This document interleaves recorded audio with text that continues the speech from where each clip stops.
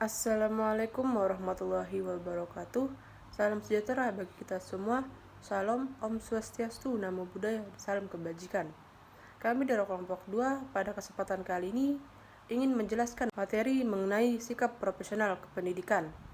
Tidak lupa juga kami mengucapkan terima kasih kepada Bapak Profesor Dr. Andes Haji Ahmad Suryansah MPD PhD selaku dosen program studi bimbingan dan konseling mata kuliah profesi kependidikan yang telah memberikan tugas ini.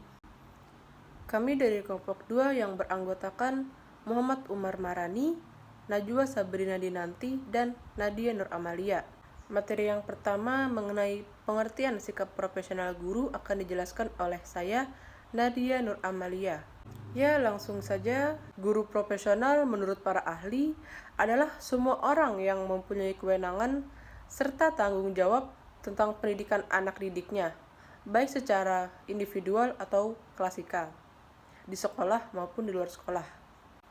Profesional adalah pekerjaan atau kegiatan yang dilakukan oleh seseorang dan menjadi sumber penghasilan kehidupan yang memerlukan keahlian, kemahiran atau kecakapan yang memiliki standar mutu atau norma tertentu, serta memerlukan pendidikan profesi menurut Undang-Undang Nomor 14 Tahun 2005 tentang guru dan dosen. Guru adalah semua orang yang mempunyai wewenang, tanggung jawab, serta tugas utama mendidik, mengajar, membimbing, mengarahkan, melatih, menilai, dan mengevaluasi peserta didik. Latar belakang pendidikan bisa mempengaruhi aktivitas seorang guru dalam menjalankan kegiatan belajar mengajar. Oleh karena itu, betapa pentingnya guru profesional dalam bidang pendidikan dan pembelajaran. Lalu, ada materi yang kedua mengenai indikator guru profesional akan dijelaskan oleh Najwa Sabrina Dinanti. Baiklah, saya akan menjelaskan materi mengenai indikator guru profesional. Indikator guru profesional terbagi menjadi 3, yaitu kompetensi dasar, kompetensi umum, dan kompetensi keterampilan. Pertama, kompetensi dasar meliputi bertakwa kepada Tuhan Yang Maha Esa, berperan dalam masyarakat sebagai warga negara berjiwa Pancasila, dan mengembangkan sifat terpuji yang disyaratkan bagi seorang guru.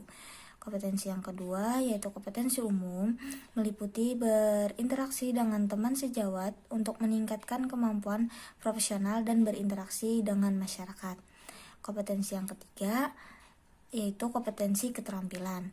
Kompetensi ini meliputi penguasaan landasan pendidikan yang mencakup tujuan pendidikan, fungsi sekolah dalam masyarakat, prinsip psikologi pendidikan yang dapat dimanfaatkan dalam proses belajar mengajar.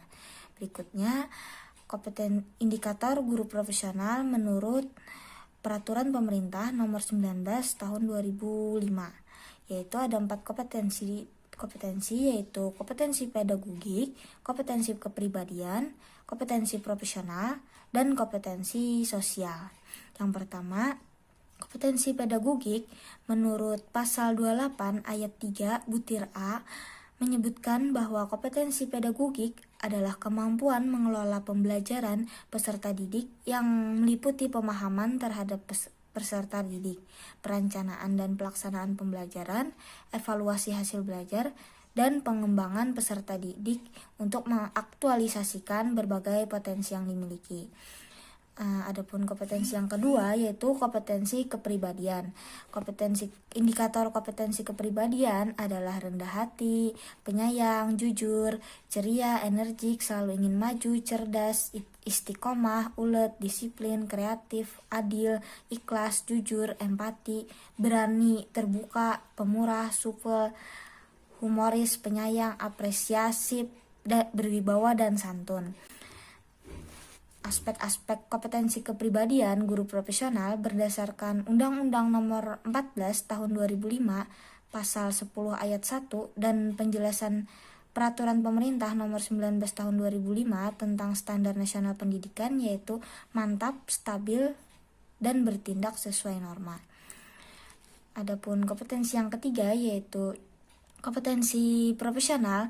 Menurut Surya, kompetensi profesional adalah berbagai kemampuan yang diperlukan agar dapat mewujudkan dirinya sebagai sosok yang profesional, meliputi keahlian dalam bidangnya yaitu penguasaan bahan ajar, beserta metodenya, rasa tanggung jawab terhadap tugas, dan rasa kebersamaan dengan rekan guru lain.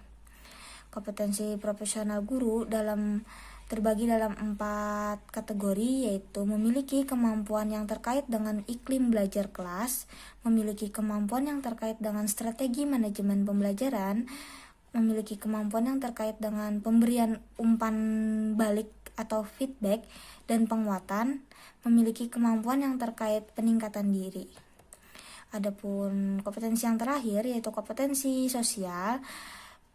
Kompetensi sosial guru dalam dimensi dan indikator kompetensi sosial yaitu bersifat inklusif, bertindak objektif, serta tidak diskriminatif, berkomunikasi secara efektif, empatik dan santun dengan sesama pendidik, tenaga kependidikan, orang tua dan masyarakat, beradaptasi di lingkungan kerja, berkomunikasi dengan komunitas, profesi sendiri dan profesi.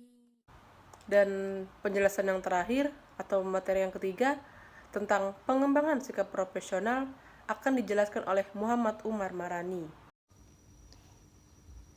Bismillahirrahmanirrahim. Pertama-tama saya mengucapkan terima kasih kepada moderator yang telah memberikan kesempatannya kepada saya untuk menjelaskan materi selanjutnya, yaitu materi mengenai pengembangan sikap profesional. Di sini mengacu kepada pengembangan sikap profesional seorang guru. Teman-teman, sekarang kemampuan profesional setiap guru itu tidaklah sama. Hal ini merupakan sebuah dilema atau sebuah masalah yang dihadapi di dalam mencapai tujuan pendidikan secara umum. Pada dasarnya, seorang guru itu dituntut untuk memenuhi setiap tanggung jawab terhadap perubahan-perubahan yang terjadi pada masyarakat, ya, karena sebagai akibat dari kemajuan arus informasi dan perkembangan iptek yang terus berkembang dari hari ke hari. Teman-teman, di sini konsep pengembangan profesional itu mengandung dua arti, yaitu berkaitan dengan usaha peningkatan kemampuan profesional yang dapat dilakukan secara independen pada tingkat sekolah maupun individu masing-masing. Yang kedua, itu dikaitkan dengan jenjang karir kepegawaian yang harus dipolakan dari tingkat yang lebih tinggi, dari tingkatnya lebih tinggi. Dengan demikian dapat dikatakan bahwa pembinaan profesional guru itu merupakan sebuah upaya untuk memperbaiki setiap kelemahan yang ada atau dilakukan yang ada pada seorang guru dengan melakukan pembinaan profesional guru yang mengacu pada tugas dan tanggung jawab untuk meningkatkan kualitas proses belajar. Jadi di sini intinya itu kegiatan profesional ini untuk meningkatkan kualitas belajar mengajar seorang guru. Di sini teman-teman, proses pengembangan profesional guru ini merupakan sebuah tanggung jawab dan perhatian semua golongan, baik dari kepala sekolah maupun pengawas. Tapi upaya peningkatan kompetensi guru ini pertama atau yang paling dasar itu dimulai dari inisiatif guru itu sendiri. Kenapa? Kalau tidak ada inisiatif guru mau berkembang, peningkatan kualitas profesional ini tidak akan berjalan secara penuh. Berikutnya itu ada kepala sekolah, komite sekolah, pemerintah daerah, pemerintah pusat, maupun lembaga-lembaga swasta yang menjadi tanggung jawab atau yang terlibat dalam proses pengembangan profesional guru di sini. Karena setiap kegiatan-kegiatan yang dilakukan oleh pihak-pihak yang berkaitan tadi ini bertujuan dalam pembinaan dan pengembangan profesional, karena sangat diperlukan guru-guru guna menghadapi tuntutan dan kebutuhan individu, sekolah maupun masyarakat.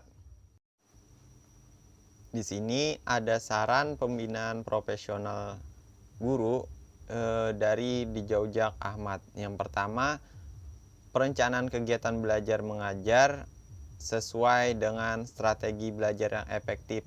Jadi, guru dituntut untuk membuat perencanaan kegiatan belajar dan mengajar sesuai dengan strategi belajar yang paling efektif. Yang kedua,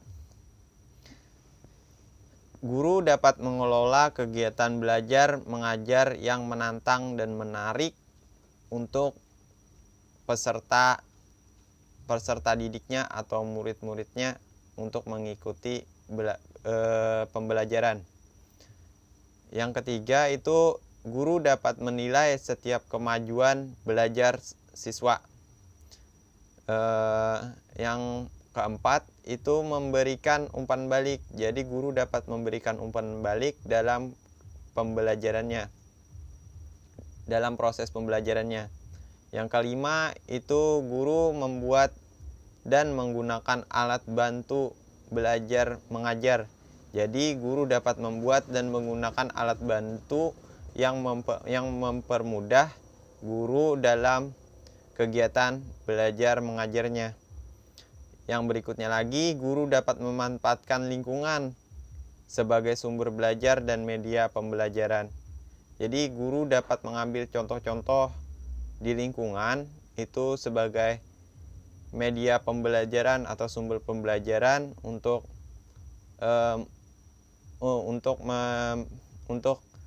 siswa. Yang berikutnya lagi, yang ketujuh, guru dapat membimbing dan melayani siswa untuk mengalami siswa yang mengalami kesulitan belajar. Jadi guru tuh harus bisa mengajar atau mengayomi, membimbing, melayani siswa-siswa yang mengalami kesulitan belajar. Yang ke-8, guru dapat mengelola kelas sehingga tercipta suasana belajar yang kondusif. Kenapa? Saat tercipta suasana kondusif dalam belajar, ini akan memudahkan siswa dalam menerima pembelajarannya. Yang terakhir, guru dapat menyusun dan mengelola catatan kemajuan anak. Jadi, guru mempunyai catatan setiap kemajuan anak dalam proses pembelajarannya. Ini memudahkan guru dalam menentukan apakah pembelajarannya berhasil atau pembelajarannya meningkat atau tidak meningkat. Dalam pengembangan sikap profesional guru, tentunya ada upaya yang harus dilakukan di dalamnya. Di sini ada upaya yang dilakukan oleh kepala sekolah dalam membina dan meningkatkan kompetensi guru. Antara lain berupa yang pertama, kepala sekolah dapat mengirim guru untuk mengikuti pelatihan-pelatihan seperti pelatihan penataran, seperti lokakarya, workshop, dan seminar, di mana kegiatan ini dapat meningkatkan kompetensi seorang guru. Yang kedua, kepala sekolah dapat mengadakan pelatihan-pelatihan seperti pelatihan komputer dan bahasa Inggris. Tentunya pelatihan di sini menghadirkan narasumber yang berkualitas. Yang ketiga, kepala sekolah dapat mendorong guru untuk melanjutkan studi. Jadi, guru-guru yang tidak mencapai standar pemerintah pendidikannya dapat didorong untuk melanjutkan studinya sehingga mencapai standar pemerintah. Yang keempat, mengadakan studi banding ke sekolah lain yang dipandang lebih maju. Jadi, kepala sekolah dalam memajukan sikap profesional guru itu harus terbuka mencari contoh-contoh dari sekolah lain yang dianggap lebih maju dan diterapkan di sekolahnya. Yang kelima, kepala sekolah dapat mengirim guru untuk magang ke sekolah lain. Jadi, magang di sini sebagai pengalaman guru dalam mengajar, terutama ke sekolah yang lebih maju gitu. Yang keenam, kepala sekolah dapat melengkapi sarana dan berbagai media penunjang kegiatan pembelajaran. Jadi, sarana dan prasarana dalam kegiatan pembelajaran guru di sekolah itu harus dilengkapi oleh kepala sekolah. Yang ketujuh, kepala sekolah dapat memberikan penghargaan bagi guru-guru yang berprestasi. Jadi guru-guru di sekolah itu harus diapresiasi atau dihargai kinerjanya, apalagi guru-guru yang berprestasi. Ini memberikan penghargaan ini dapat menggugah guru-guru lain untuk meningkatkan kompetensinya atau keahlian-keahliannya dalam memajukan kualitas sikap profesional guru tadi. Yang ke-8, kepala sekolah dapat meningkatkan kesejahteraan guru. Jadi di sini kepala sekolah itu bisa saja bekerja sama dengan komite sekolah untuk meningkatkan penghasilan seorang guru. Jadi mungkin hasil dari meningkatkan kesejahteraan guru di sini dapat membantu guru sehingga lebih semangat dalam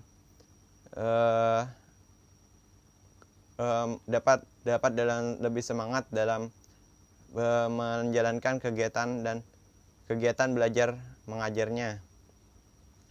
Yang terakhir di sini, kepala sekolah dapat menggugah hati nurani guru agar menyadari akan tugas dan tanggung jawabnya sebagai seorang guru.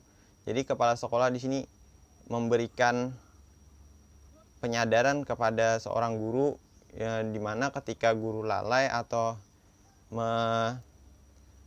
melalaikan tanggung jawabnya, kepala sekolah dapat menyadarkannya untuk menjalankan tugas dan tanggung jawabnya yang benar. Mungkin itu saja penjelasan saya mengenai pengembangan sikap profesional guru. Baik, saya ingin membacakan kesimpulan dari materi yang telah dijelaskan oleh kelompok kami, yaitu kelompok 2. Kesimpulannya adalah sikap profesional guru merupakan sebuah sikap yang dimiliki oleh seorang guru dalam menjalankan pekerjaannya yang mencakup semua keahlian, kemahiran, dan kecakapan yang diukur menurut standar mutu atau norma, serta memerlukan pendidikan profesi. Untuk menjadi guru yang profesional, seorang guru harus memenuhi 4 kompetensi guru.